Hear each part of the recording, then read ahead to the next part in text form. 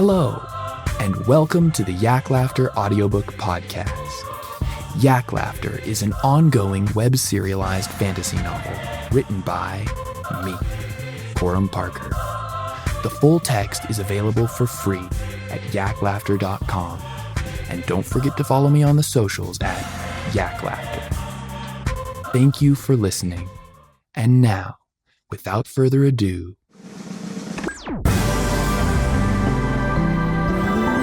Chapter 4. The Finger and the Stinger. 1.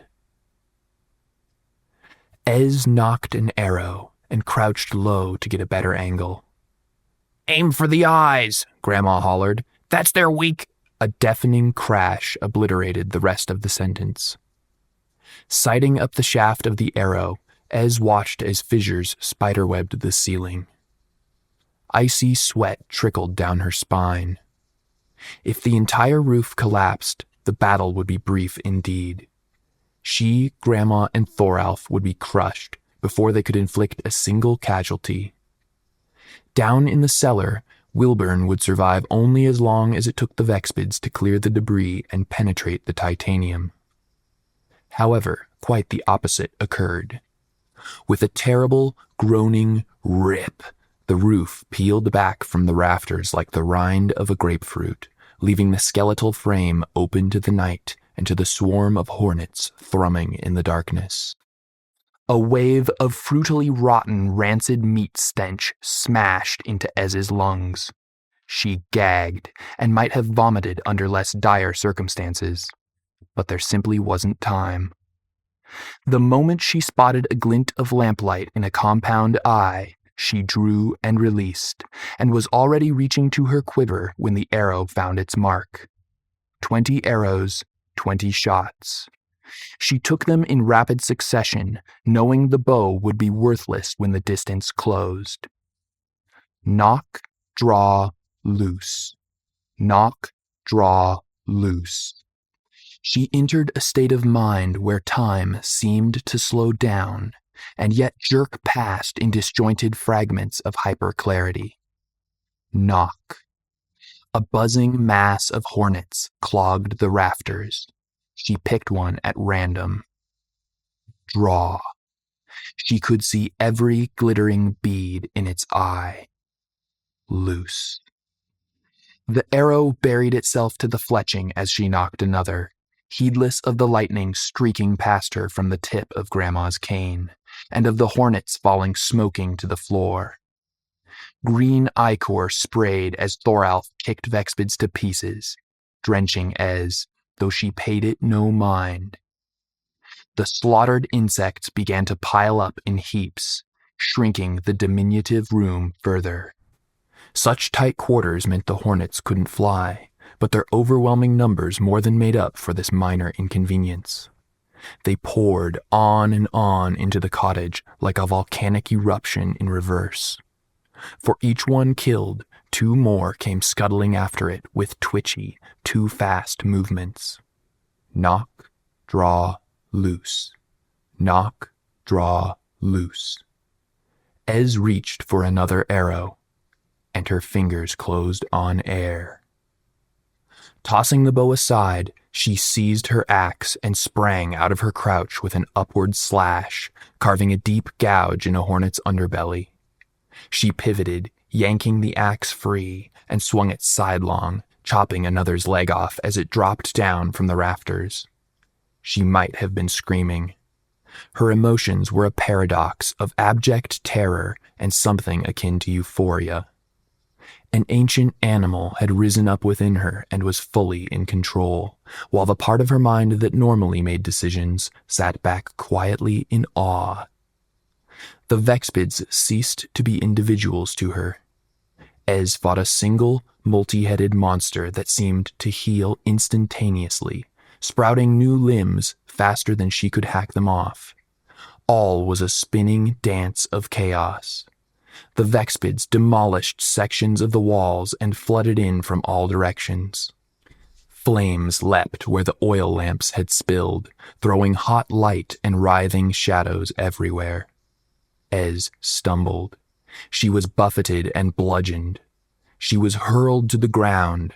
She managed to roll just in time. A stinger, gleaming crimson in the firelight, plunged deep into the floor next to her cheek. The wood at the injection site melted like wax, and even through the miasma, Ez caught a dizzying whiff of something toxic.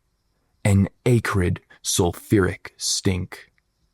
Somehow, she regained her feet. Somehow, she kept fighting. 2.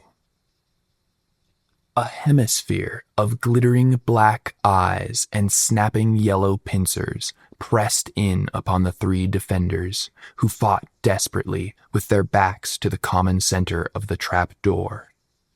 The perimeter around it rapidly constricted so that only a small circle of hornet-free space remained. They were in trouble. Grandma's lightning flashed less frequently, each strike feebler than the last. Ez's arms grew leaden. Only Thoralf fought with real vigor, his hooves flying like cannonballs. He bucked and kicked and reared up on hind legs to clobber hornets from the air, striking left and right, forward and backward in a whirlwind, wreaking tremendous carnage, yet not once did he so much as graze Grandma or Ez. The 2 of them would have been killed 100 times apiece without him, for their fatigue rendered them increasingly ineffective. Ez struggled to maintain her footing in the quagmire of gore, vaguely aware that her left leg was not cooperating. She might have been injured, but she felt no pain or strain, only a dull, irrefutable force dragging her down, slowing her movements ever more. The battle seemed to have been going on for hours, though it couldn't really have been more than a few minutes. The onslaught of hornets was relentless. It was all Ez could do to dodge and parry as they forced her backward step by step. She backed into something. Whirling, she almost disemboweled Grandma. The 2 women were pinned, elbow to elbow against Thoralf's flank. One look at the older woman's face, and Ez knew it was over. They were beaten. There was no room to maneuver. There was nowhere to retreat. The only thing left to do was die. The buzzing of the swarm had reached a fever pitch. It was in Ez's head, behind her eyes, drowning out her thoughts, erasing her.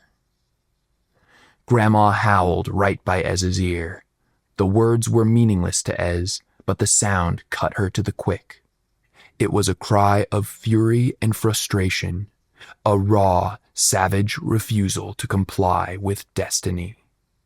The sink. There was a great whoosh of emerald fire. Ez blinked through the after-image and found herself standing in the center of a charred circle. Every Vexpid in a 12-foot radius was gone. A haze of ash hung in the air.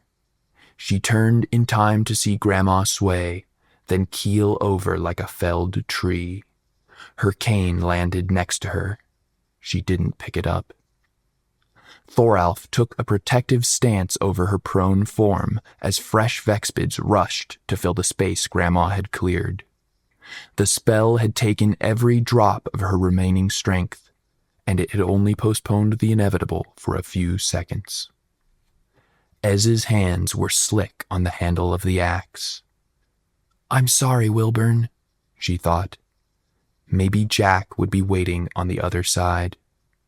Her left leg spasmed uncontrollably, but her resolve was firmer than her feet as she planted them upon the trap door, vowing to slay at least one more Vexpid before exiting the stage of life. And here they came. The distance closed. Ez yelled, raising her weapon high. Then she went flying. A sudden jolt of force had thrown the trapdoor open, shearing off the latch and flinging her like a projectile from a trebuchet. She cartwheeled over ranks of Vexpids and crashed down right in the thick of them. She tumbled to a halt, battered and dazed, amidst a forest of bristly yellow legs. Her axe was nowhere to be found. She fumbled at her belt for the small knife, then froze. The room had gone silent. The Vexpids stood still as statues. They were all focused on the same thing, and it wasn't her. 3. Ez got to her feet carefully so as not to brush any of the hornets, and followed their gaze to the center of the room, where Thoralf's head protruded from the crowd.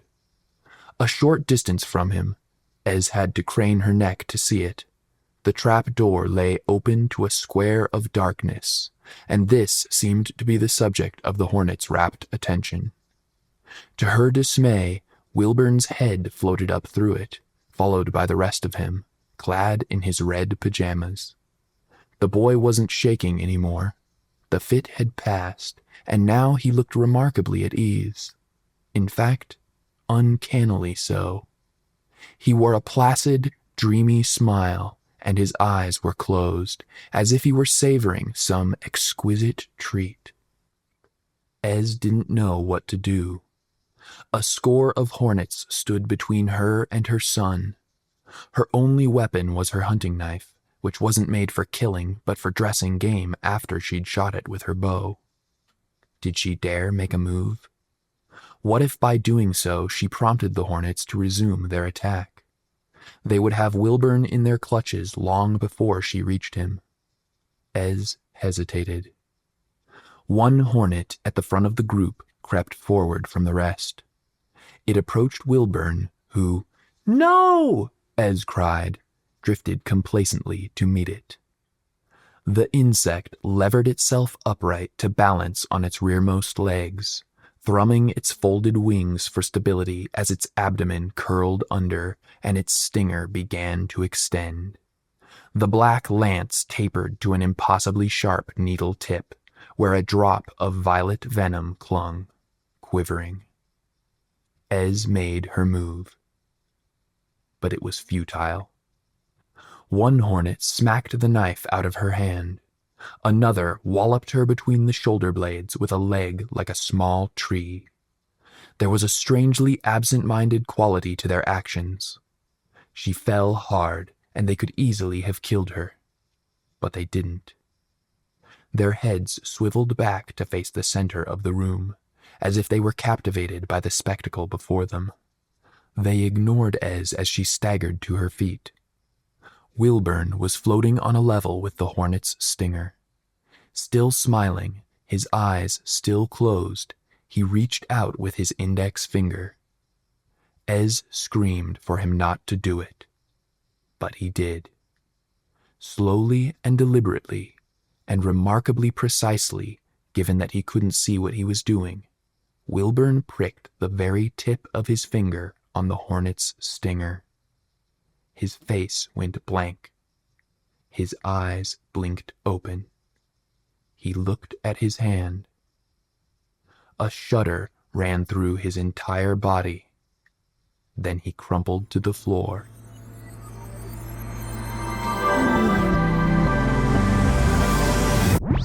Today's episode of the Yak Laughter Audiobook podcast is brought to you by Night Owls. That's right, folks. We out here. Much of the building of the Yak Laughter empire takes place after midnight. Case in point, the time as I'm recording this is 3:52 a.m. Remember, early to bed, early to rise, but it's always early relative to later.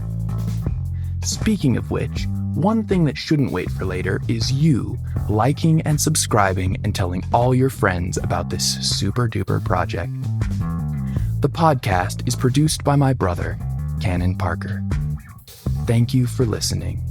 Much love and many bubbles.